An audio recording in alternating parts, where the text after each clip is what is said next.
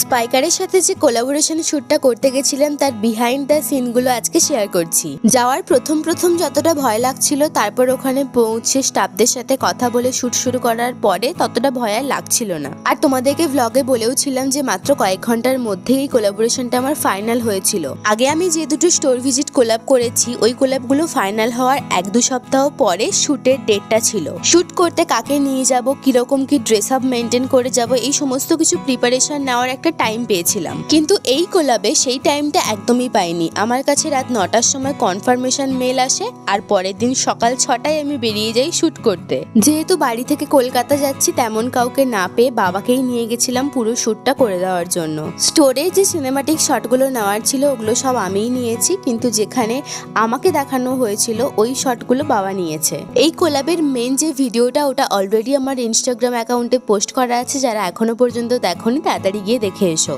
আর এই পুরো শ্যুটটা কমপ্লিট করতে আমার টাইম লেগেছিল আধ ঘন্টা থেকে 45 মিনিট মতো। লাস্ট এখন আর 2টো শট নেওয়া বাকি আছে। এখন কাউন্টারে এই শটটা নিচ্ছি। আমি প্রত্যেকটা শটই 3-4 বার করে নিয়ে রাখছিলাম, কারণ কোনো শট যদি খারাপ আসে আমার পক্ষে আবার হলদিয়া থেকে কলকাতায় এসে শ্যুট করা সম্ভব নয়। সেই মতো অন্য একটা অ্যাঙ্গেল থেকেও কাউন্টারের এই শটটা নিয়ে রাখলাম। ব্যাস, কাউন্টারের শট এখানেই কমপ্লিট। লাস্ট আর একটাই শট, সেটা হচ্ছে স্টোর থেকে এক্সিস্ট করার একটা শট নিতে হবে। আজকের বিহাইন্ড দ্য সিনটা তোমাদের কেমন লাগলো অবশ্যই কমেন্ট করে জানিও।